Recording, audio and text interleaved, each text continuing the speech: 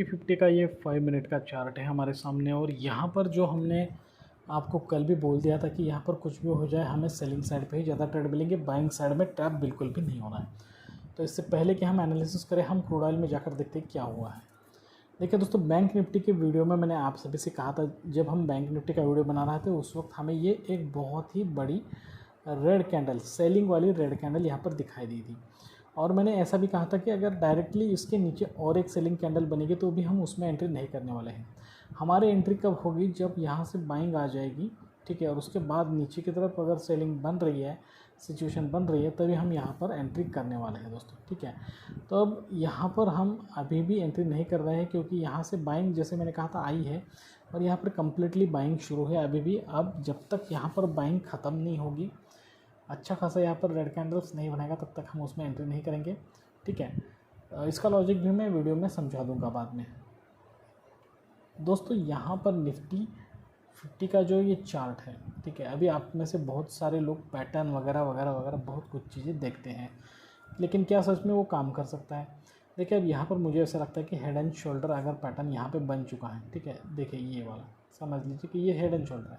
तो head and shoulder होने के बाद क्या होता है कि उसका अगर ये ब्रेक हो जाता है तो वहाँ से सेलिंग आ जाती है बहुत ज़्यादा, राइट।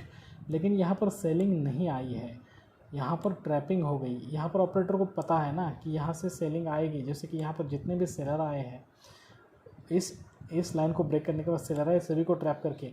और अगर आपने देखा होगा कि यहाँ पे बहुत ज़्यादा ओवर बाइंग हो गई, ठीक है, इसका मतलब क्या है कि ये एक स्टिमुलेटेड रैली बन गई थी, जहाँ पर ऑपरेटर को पता था कि यहाँ से मार्केट में बहुत सारे सेलर ट्रैप होंगे, तो हम यहाँ पर सेलिंग करेंगे तो सभी के सभी यहाँ पर अटक जाएंगे, ठीक है। तो इस तरीके से पैटर्न भी अब आजकल काम नहीं कर रहे हैं, वहाँ पर सिर्फ ऑपरेटर के ऑपरेशंस काम कर रहे हैं मार्केट में। तो उसी हिसाब से हम यहाँ पर आज इस वीडियो में देखेंगे कि हमारे लिए सबसे इम्पॉर्टेंट चीज़ें है कि कल के लिए ऐसे पॉइंट्स ढूंढना जहाँ पर से हमें एक ट्रेड मिल सकता है, ठीक है, और अच्छा सपोर्ट और रेजिस्टेंस निकालना। तो आज इस वीडियो में ज़्यादा देर नहीं गंवाऊंगा और वीडियो में आगे बढ़ते हैं। दोस्तों मैं हूं श्रीशैल और आप सभी का स्वागत करता हूं आपके अपने YouTube channel trade with attitude में, ठीक है। दोस्तों यहाँ पर अभी हमें निकालना है डायरेक्शन निकालने के लिए हम क्या करेंगे कि हम अपनी ये जो लाइन है उसे थोड़ा सा देखेंगे कि क्या हुआ है। तो पिछले 2-3 दिनों से यहाँ पर काफ़ी ज़्यादा सेलिंग हुआ है, ठीक है। जितना बाइंग हुआ था अब यहाँ पर थोड़ा सा उतना सेलिंग नहीं हुआ है, लेकिन बाइंग देखिए यहाँ से कितना ज़्यादा बाइंग हुआ था, उतना सेलिंग नहीं हुआ है। लेकिन यहाँ पर जो पिछले 2-3, हमें सिर्फ 2-3 दिनों तक ही देखना है, ठीक है, 2-3 दिनों तक ही देखना है। तो यहाँ पर जितना भी हमें सेलिंग मिला है, तो यहाँ पर ऑपरेटर के लिए क्या, कौन से साइड पे ज़्यादा चांसेस बन रहे हैं?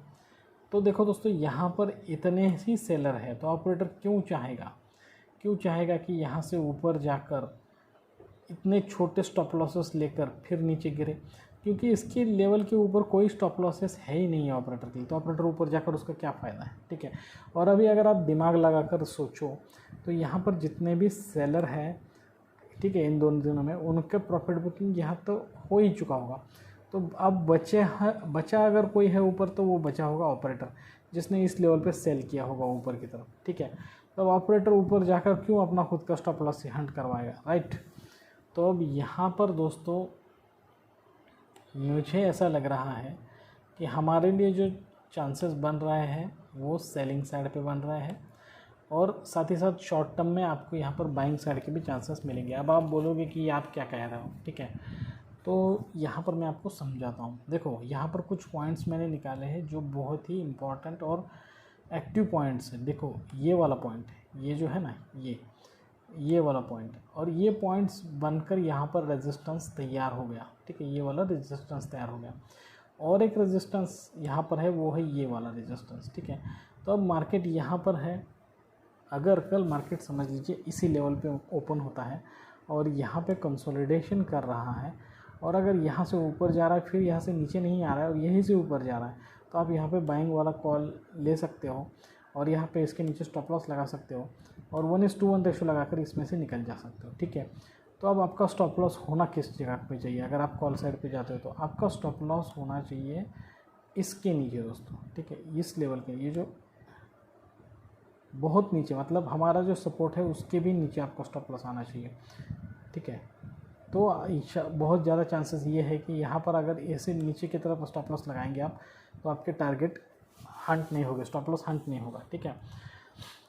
अब उसके बाद, अब ये बात तो मैंने कॉल साइड के लिए बता दी आपको, और कॉल साइड पे रिस्क भी बहुत ज़्यादा है, ठीक है। कॉल साइड पे आपको परफेक्ट ट्रेड तभी मिलेगा दोस्तों जब यहाँ पे निफ्टी हमारा जो ये सपोर्ट लेवल है उसे ब्रेक करके नीचे आएगा, फिर ऊपर आ रहा है, फिर यहाँ से नीचे नहीं आ रहा है, और फिर हमारा ये जो सपोर्ट है उसको ब्रेक करके ऊपर आएगा, तभी यहाँ पे कंसोलिडेशन करने के बाद अगर आपको अच्छा खासा मूव मिलेगा, तभी आपको यहाँ पे कॉल साइड पे श्योर शॉट 1:2 1:3 वाले भी मिलेंगे। देखो दोस्तों, क्रूड ऑयल में यहाँ पे थोड़ा सा दिखाई दिया है मुझे, ठीक है, थोड़ा सा मूवमेंट यहाँ पे दिखाई दे रहा है सेलिंग साइड पे, ठीक है। तो अब यहाँ पे हम ट्रेड ले लेते हैं। बिल्कुल जो भी एनालिसिस हमने आपको बताया है उसी हिसाब से सब कुछ हो रहा है यहाँ पे, और पेशेंस रखने का कितना ज़्यादा फ़ायदा यहाँ पर हमें मिला है, देखिए। तो यहाँ पे हमने ले लिया इसमें ट्रेड, और 1:2 रेशो लेंगे, और यहाँ पर लगाएंगे हमारा स्टॉप लॉस इसके ऊपर, और यहाँ पे लगाएंगे 1:2 रेशो। ये काफ़ी नीचे तक जा रहा है,